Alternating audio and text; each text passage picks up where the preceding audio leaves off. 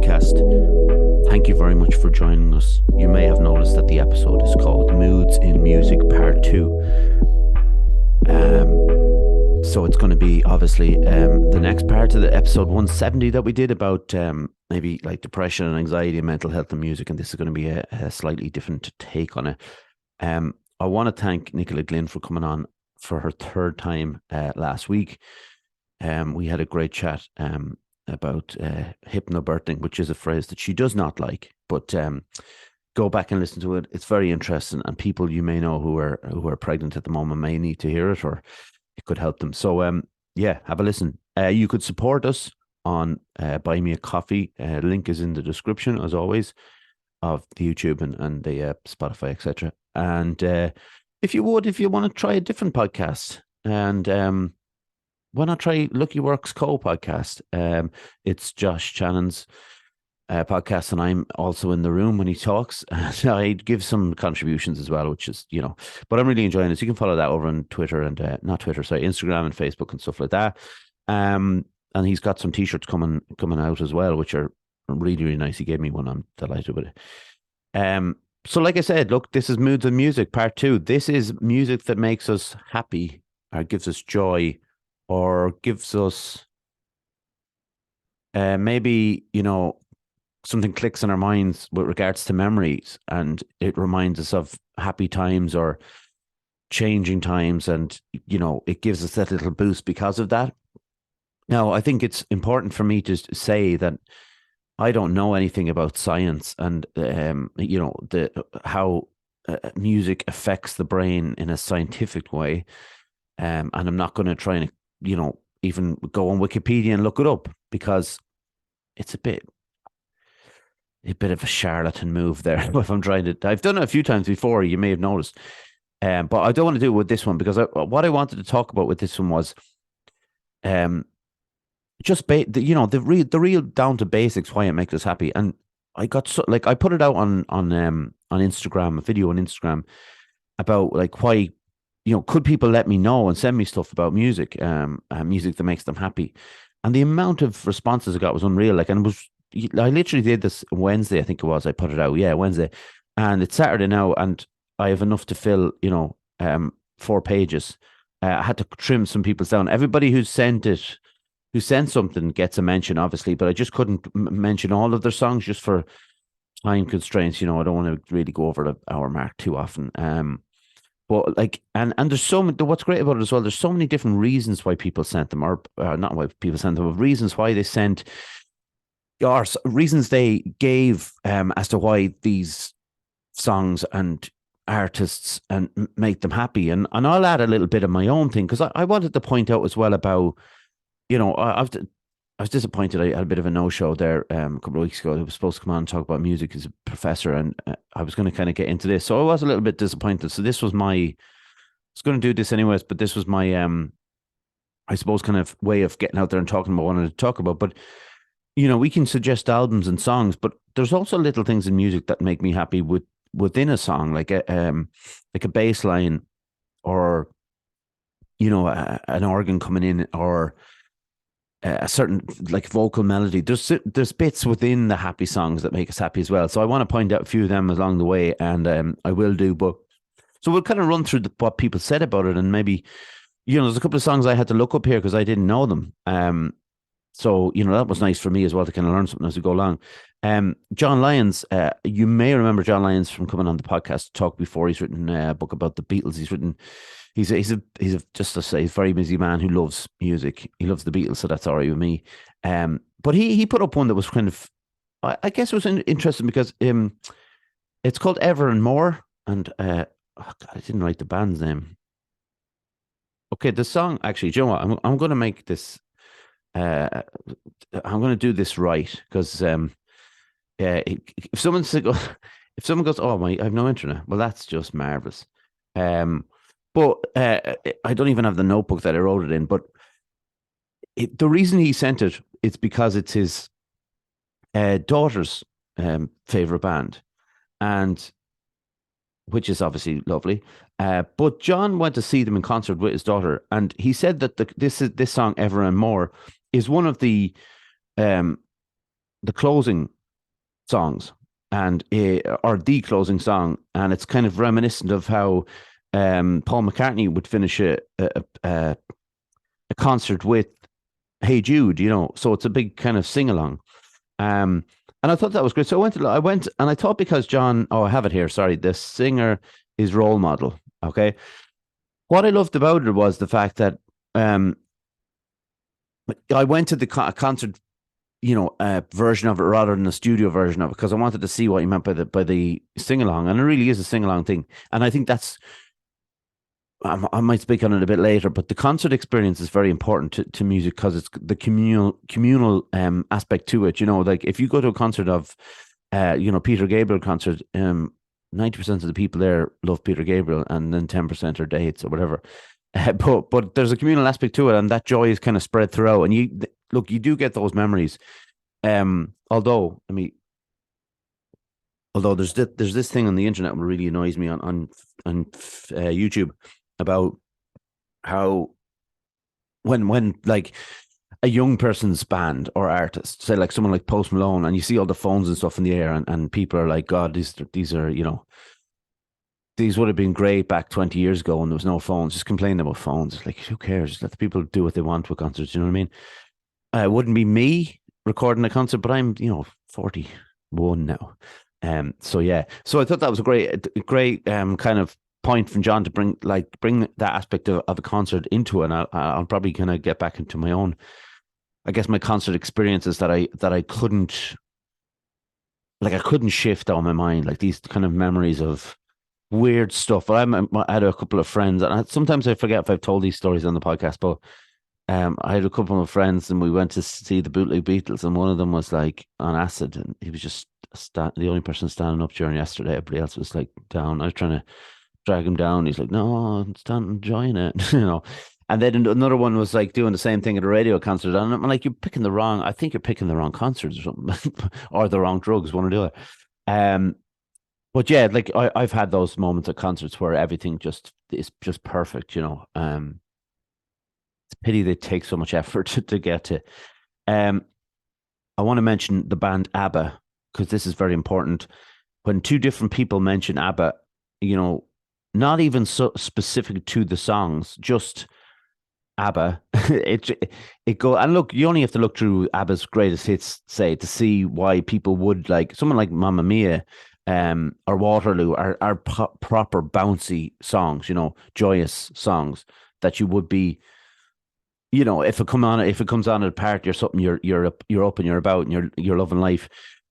Cher Gleason was one who mentioned it because it reminded her of her grandmother, which is obviously a beautiful thing.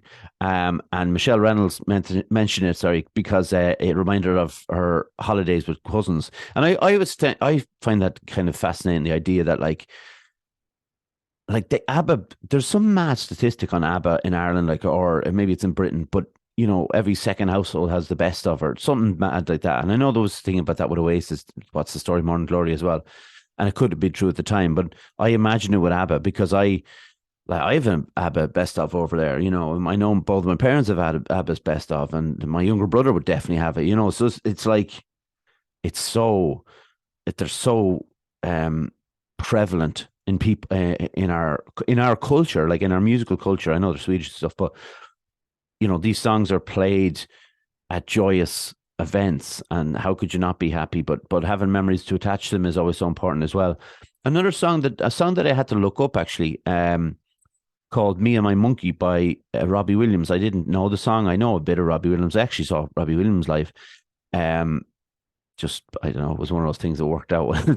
Although to be fair, when I went away from the concert, I thought like, God, he has some good songs. This was before.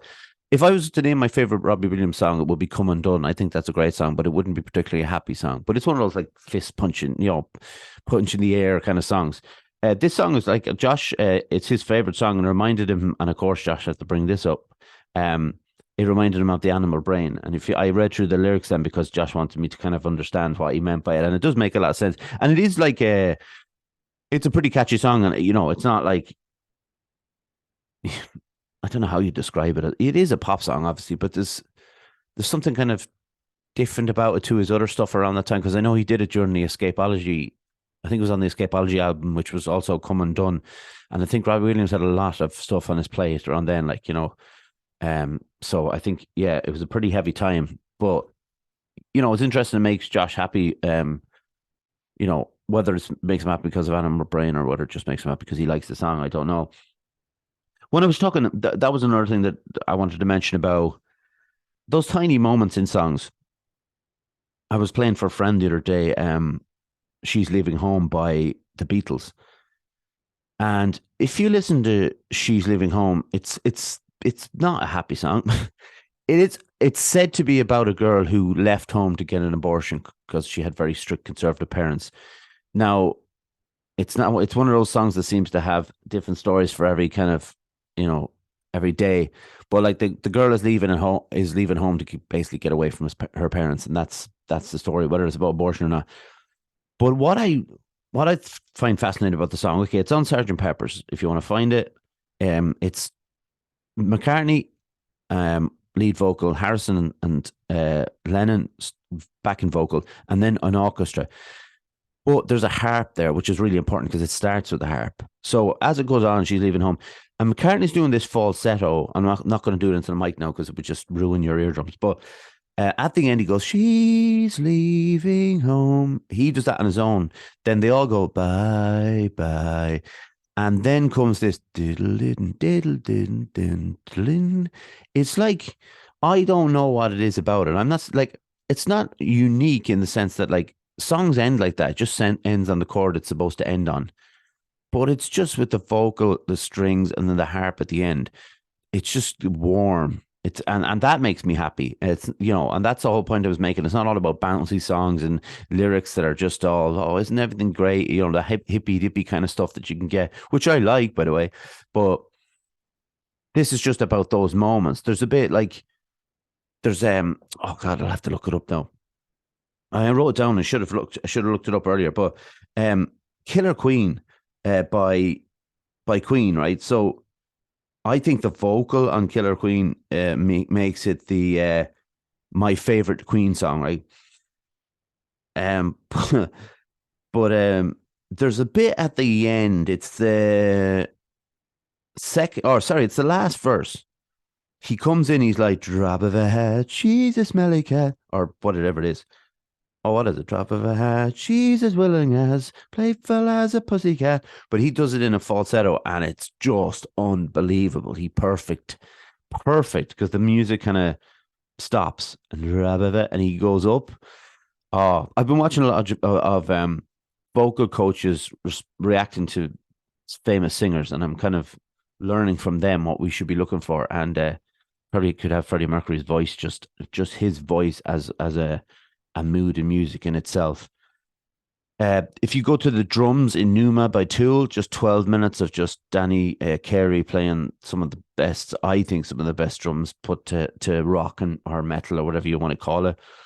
When I came home, I just came home from coaching there, and I put on my iPod on shuffle, and The Cure came on, a song by The Cure came on, love song I think it was, but then I remembered Lullaby by The Cure. If you don't know Lullaby by The Cure, it's got this real long extended intro to it, but it's got this like obviously the usual drums, bass, guitar. But about half a minute in, this synth comes in, and it's just like it changes the whole song, and everything after that is relying on the synth. And even there's a solo in the middle that just makes it sound like a string slash synth sound. It's just amazing. So there is like they're all great songs that I mentioned there, but there is that whole theme of just musical moments where just perfect for making me feel happy and joyful. So our friend Tracy got on to me yesterday, thinking she had missed the she had missed the time to put your choices into me. So she sent me on Irresistible Force by Jane's Addiction. And I'd never heard this. Now, when she sent that on, I immediately kind of thought it was back from like in the 90s when Jane's Addiction were, I suppose at their peak. But it was actually not that old. I don't know how old it was, but like I'm sure it was in the last 10 years or whatever. And it was to me, it sounded very strange. It sounded like very like the band Tool, like I just mentioned. the music in the background. But I thought it was interesting because I think Tracy is one of those people that could probably sit down and list you, a whole copybook worth of songs. But she actually mentioned Faith No More, all their songs except for their cover of Easy, which I like. I don't know if Tracy meant she didn't like it or the fact that it just didn't make her happy because it's not really supposed to. Although Easy Like Sunday Morning is quite a nice sentiment.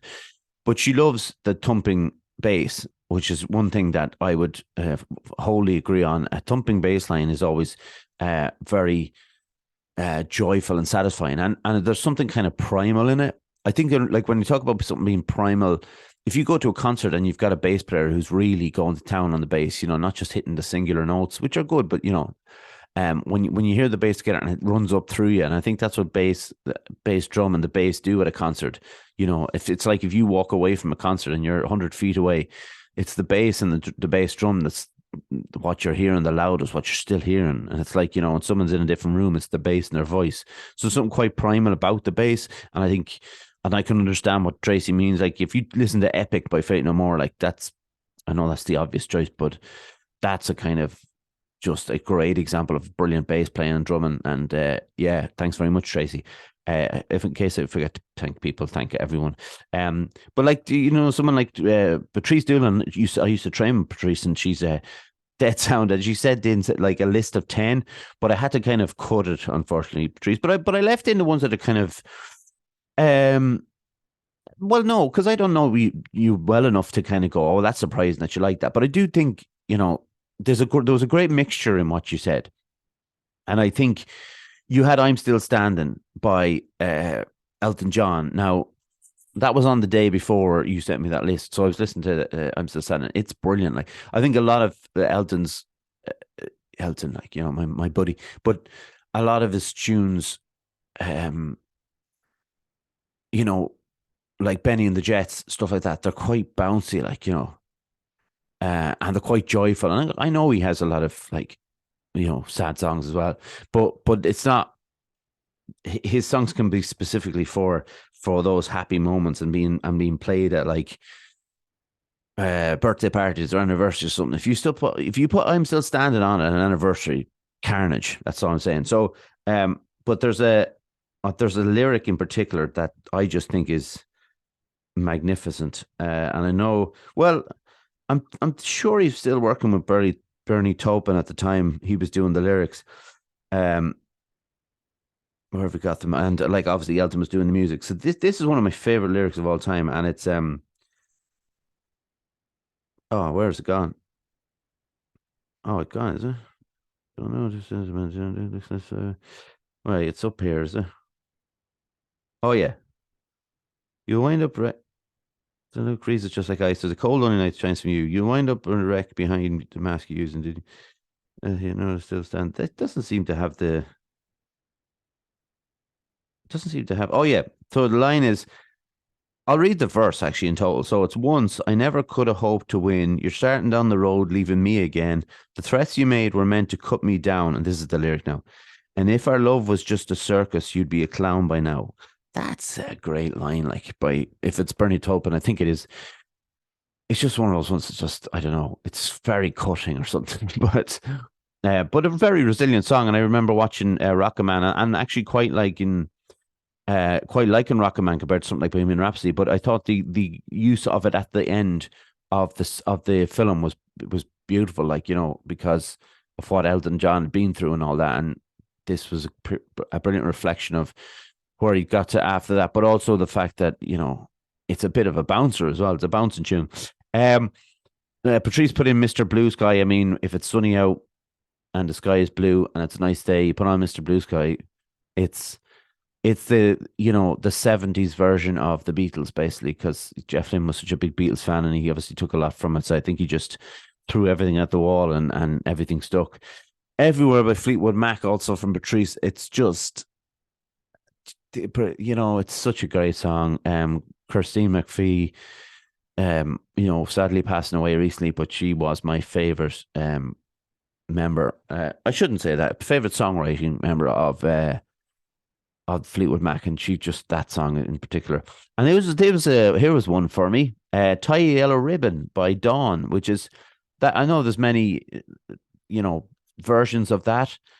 Um, and I'm not sure if this was the one I was familiar with because it, it sounds like it is, but I don't know if it is. But I can get why that's a happy song, but I'd say that's one. I'd say that's one you either makes you happy or makes you hate the world. I say that in the sense of like when a song comes on that you don't like, that's a nightmare. Um, but yeah, like Ty Ellerin around the old OGs, it's very musical, I suppose. Um, Another Patrice Smith sent me on one. "Come Get Your Love" by Redbone. I knew this song, but what was interesting about this, it's a great song. But what's interesting, I see, I don't. The problem is I can't play them because what'll happen is what happened the last time, where I tried to play them and they the noise shut off. Whatever's to do with the setting on my mic. I'm sure I should be able to start playing them through my computer. But it's probably take me, someday I'll be able to do it. But I probably need someone here with me to kind of supervise that side of it because I'm spinning plates. But the important thing about it, Patrice sent me an advert, and it was a French TV advert where this song, "Come Get Your Love," is played by a dad to his son, and as they're getting older and older and older, and eventually, I think it's an ad for phones, but I'm not sure. I don't speak French very well. And eventually, the dad gets a phone call from his son, who has his son, and they're playing the song at Christmas, and everything's happy. But it is a it is a really lovely ad, but it is a great song, and I don't know what film it's in, but it's in something, and I wonder is it in that um the Guardians of the Galaxy, the first one had this kind of really good soundtrack, and there was a number of songs from the 70s and stuff in it, so it might have been on that, but yeah, it's a really good song. An interesting kind of twist, I suppose. It's not really a twist, but it's a song that could have fit in to the last episode.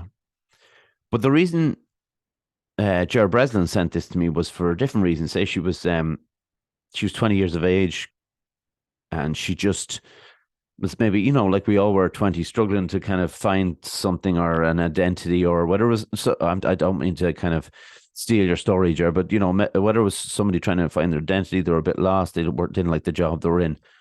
But for Jared, like she just needed to hear this at the time, and the song is consideration, like I said, "Consideration" by Reef. And I didn't know this song off the top of my head, so I had to go and look this song up. Um, and it's really good.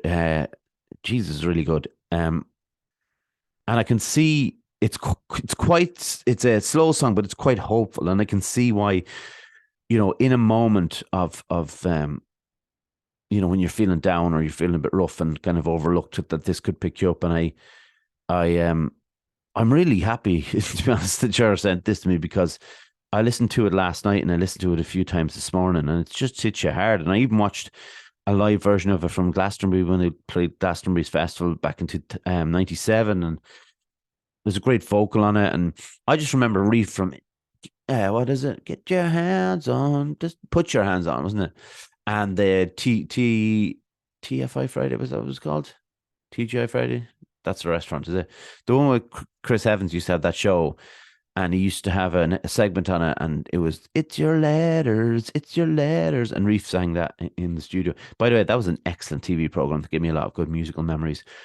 Um, so yeah, thanks for that, Chair. I think that's important to note as well. That whole thing of like, it doesn't have to be just about joy or happiness, but hopefulness, or that giving you that like boost when you need it. And like Jer put it perfectly with what she said to me. So I think um I think that's kind of a good way of seeing the world, from that point of view. Another interesting choice by Carol Daly, who sent me on one. Does anybody remember "More Than Words" by Extreme? I'm sure they do. It was massive at the time. I only found out like recently that Extreme are quite a heavy rock band and like serious guitar players, or a guitar player is really serious. But what Carol liked about it was the lyrics, and it's a love song. There's no shying away from it. But I do think there was something around that time that was quite uh, acoustic guitar driven acts that were, or still were, but we're going for that number one hit with slower stuff like Brian Adams was another one, and there was a number of that going on at the time, and there was a lot of that going on at the time, and I think Extreme kind of took that and really ran with it, and they just hit the bullseye with More Than Words. It's not a song I listen to a whole lot, and I wonder if it's just I have the overplayed idea from it, that it was just, it had its moment and I enjoyed it, but it's not, put it this way, it's not on my iPod. How about that? The fantastic former guest Joanne O'Dwyer, always guaranteed to send us something on when we suggest, if somebody could. And she sent Shiny Happy People by REM. Now, listen, if anybody is listening to this podcast and says, what, Shiny Happy People? Oh, God, and give out about, right? This is the perfect example of a song that's supposed to be at a party. At any kind of party, by the way. It could be at a kid's party, or it could be at an 80th birthday party. It can be at any birthday party, Shiny Happy People.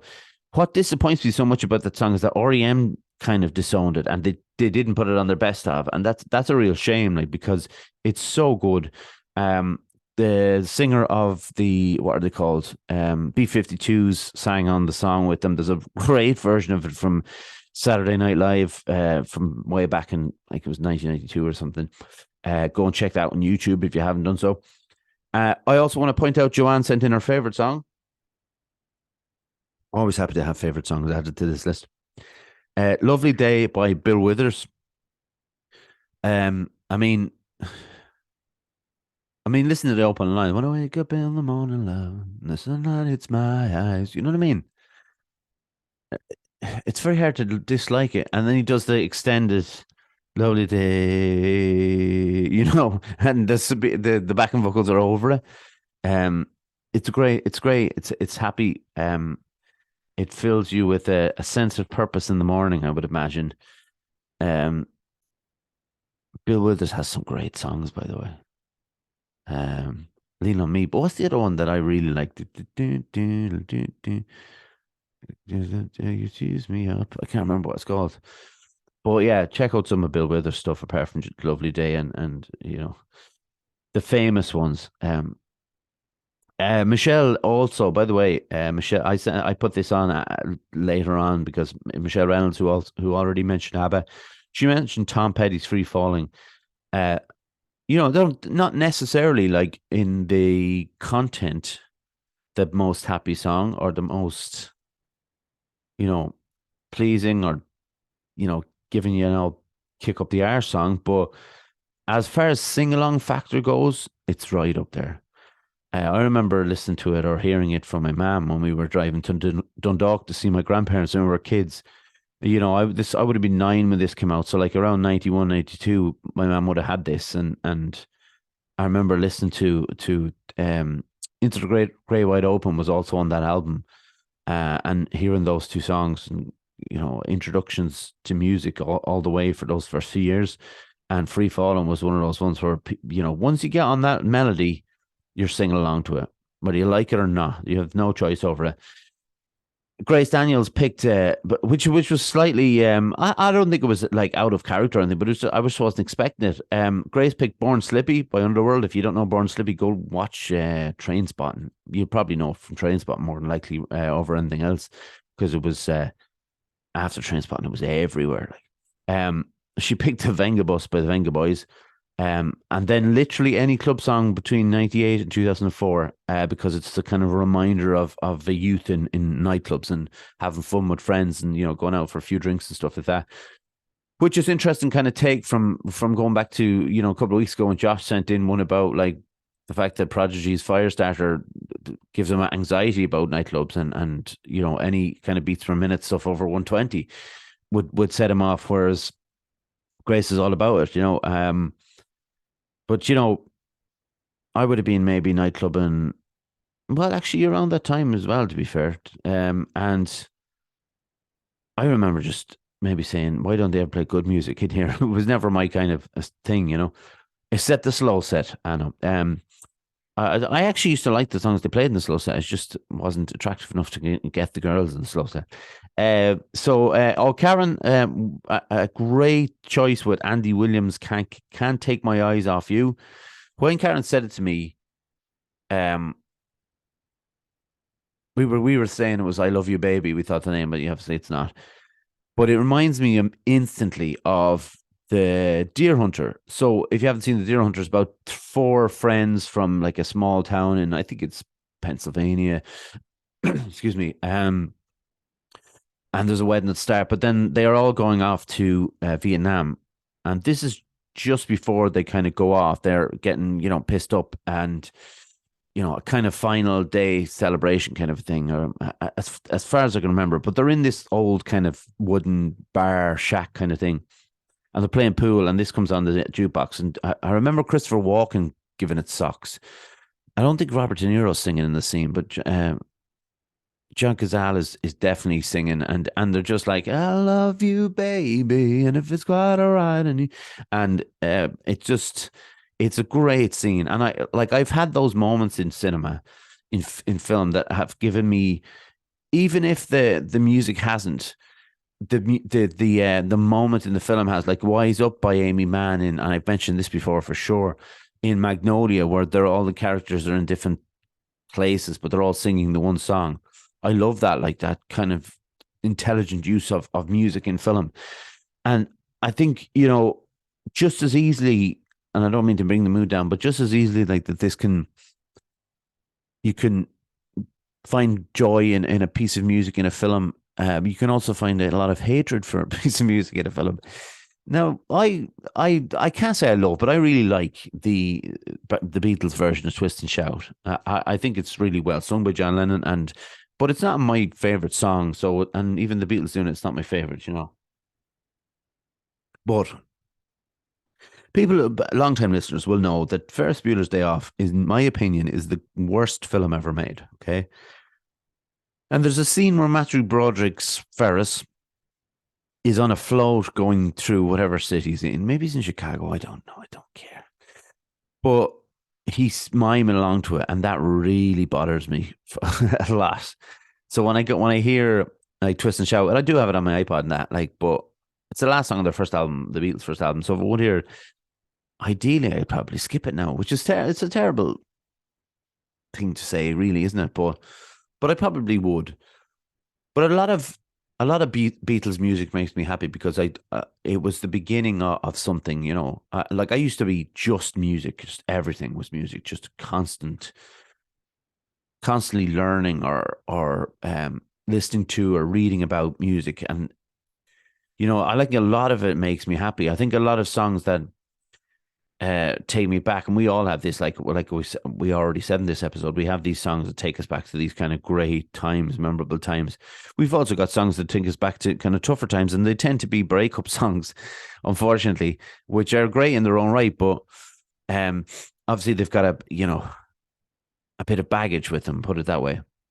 But what I like about what we talked, like what we went through today, those kind of happy, thrilling songs, um, I like to think we can recreate those moments, because a lot of the time it's just you and a record player, or you and a DVD player, whatever it might be, hearing this song for the first time, and we can go back, to those moments. Obviously, not to hear it for the first time, but go back to a song that you love, and put it on again, and you're in that moment, like you've all expressed today, like Cher with her grandmother. Um, or even just like like even Grace there talking about Born Slippy, if that reminds her of a nightclub that she when she was in her early 20s, like, and she was loving things. I think everything was different, and everything was easier, maybe because we didn't have the responsibilities that we have now. These are all amazing. Like Carol mentioned in More Than Worlds Be Extreme, because her husband listens to a lot of heavy music, but he's got this softer side, I suppose, CD or collection of songs, playlist, whatever it is. And this sticks out to Carol, maybe more for, maybe because of her memory, maybe because it's a more relaxing song than the usual stuff. And it's just that break away from it. You don't know, like, but when people gave me these songs and these ideas of of why they like them, or going back to things. It's so hard to it's so hard for us to express just exactly what the songs mean and what like the memories that we have attached to them.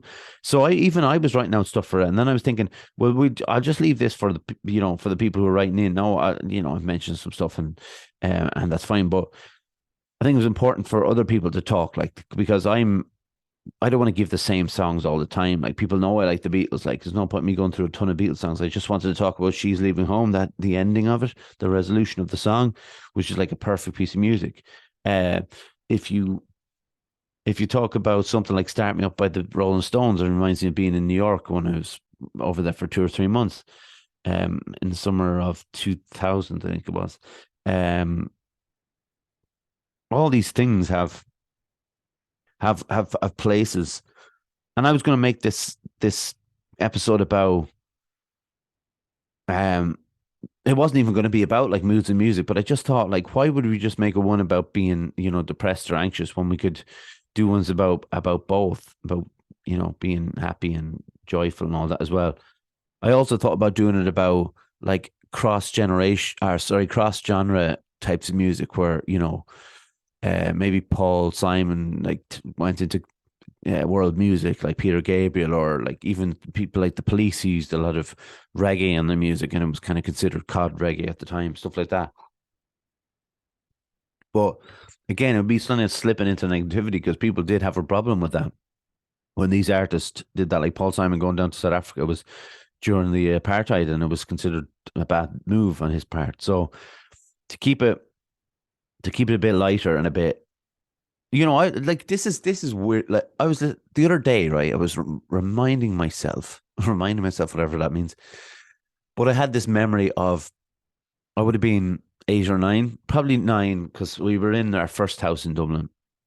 So I used to get this videotape off this babysitter, and she'd give us these two videotapes. One was, I don't know if I mentioned this before, it was Use Your Illusion 1 and Use Your Illusion 2 live from Paris or Tokyo, or maybe it wasn't the Tokyo versions, maybe it was Paris versions. But anyway, so she'd bring it to me. She'd give us a land of it, and I played the video.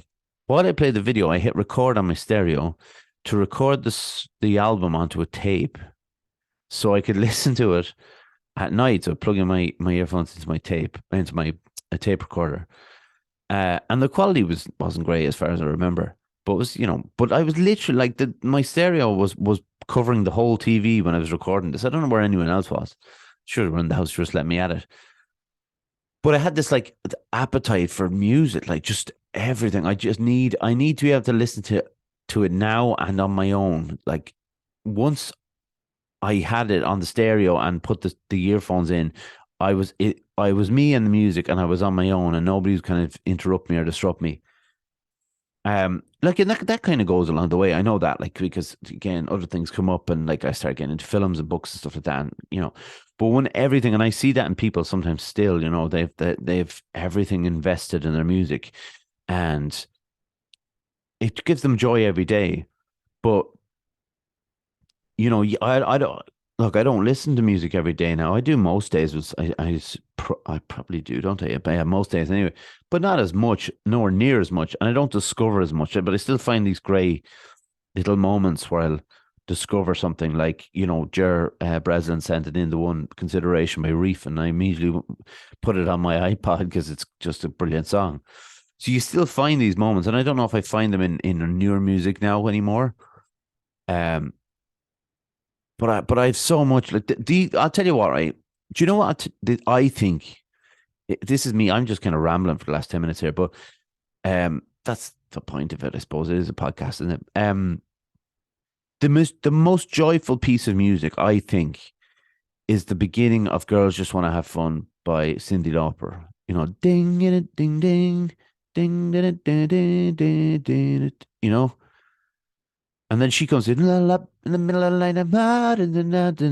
night. She's almost shouting at times, but in key and in tune, with a perfect pitch. Just the sound of her voice is so good. But that bit of music, I have a memory, like, where I used to play this play up to this kind of thing in Duns, right? You like be loving life, skipping in and out of when the stereo's on in the kitchen. I was working in the deli, and that came on one time, and my mate Steph, who was literally waiting for me to come in when that music came on, and I came in skipping and with a big smile on my face. That is like the most joyous opening to a song I've ever heard. I don't, and there's some really good joyful openings to songs, but that is, and the song is joyful. It's great, like um.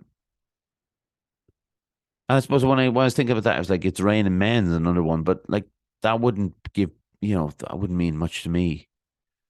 Um, I don't know. I don't even think I really like that song, but it's a floor filler, and I think a lot of those time, a lot of songs and music around that time were floor fillers, because that's what they were set out to do. That was almost their prime goal, was to fill floors and be a DJ record and sell that way. Whereas I don't think,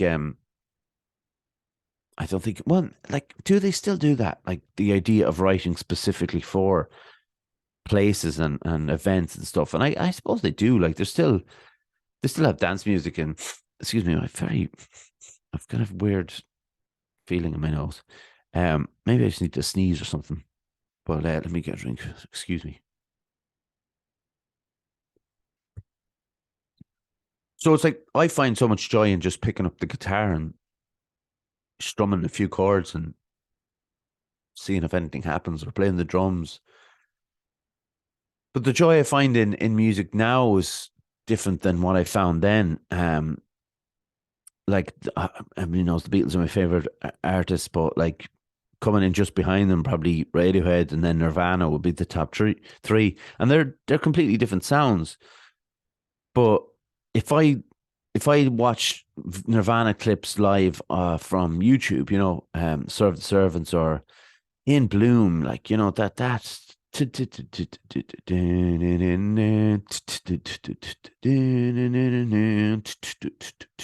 that is like perfect for me. And I go back to it all the time, but I see that those moments in live performances where maybe the singer isn't getting the joy that you'd like them to, or that that you think, or even sometimes that you see they're just performing for the audience. It would be nice to, well, I'm sure people are getting back to them to tell them that, like, this is some of the greatest music. This is the music that gives me joy. Um, what do we pick songs for weddings that of music that give us joy, or do we pick songs that we fell in love to? Or do we pick a bit of both? Do we match them up? Like if we're doing a playlist for a party over at our house, these are the kind of songs that we you know put on, uh, and these create those memories of people listening to them and taking away the fact, oh, I remember being at such and such's house and that song was on and it was amazing. Um, yeah, there's nothing like that in music. There's nothing like that in creating memories and bringing you back to places you've been to. And yeah, it's a beautiful thing. So I'm so happy that all of you sent these in and gave me the chance to discuss it a little bit there at the end without, basically, I didn't really want to go just through a list of my songs because, look, I've talked about the songs I love on this podcast before and the bands I love. Um, I just need to look around me at the walls and see the bands I've loved, and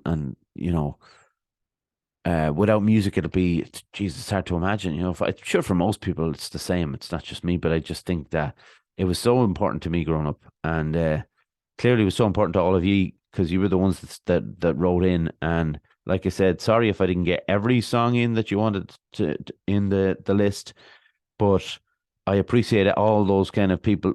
Sorry, all the songs that the people sent in, because they give me a fresh perspective on things, but also it makes me see what you were doing when you were youngsters and struggling, and but music was still so important to all of you. So thank you very much for that. I really appreciate it. I couldn't have done this episode without any of you. So look, this is obviously a solo one, but without you, it wouldn't have worked. We will be back with a guest next week. So yeah, once again, thanks everyone. Also, thanks to John. I was going to go for a bit longer, but my nose is just squeaking. I don't know what's going on. It's annoying me. So Thanks to John Francis as always for his tech. Thanks to my mom. My mom would like have a really good list of people or of artists, that maybe I know she just like the Peter Gabriel concert in 1983. She's just loved it. Like my dad would talk about Hot August Night by Neil Diamond for the day if he could. So I know that kind of music makes them happy. Those kind of that live performance. My granddad, I've seen my granddad's like record collections before and just heard him talk about music before. Louis Armstrong, he's a big fan of. Uh, Jer and Calvin are an eclectic pair who would like a lot of different types of music, but probably a lot of the music I like too, which is good. Um, Subscribe to YouTube if you would, if you can. We're on Instagram, Facebook, and Twitter. If you want to go to the podcast platforms, if you're on YouTube now and looking and you say, I don't want to look at his face anymore because his left eye is kind of droopy for some reason. I want to go to I'd rather listen on Spotify or Apple or Anchor or Google Podcasts or any of the other ones available.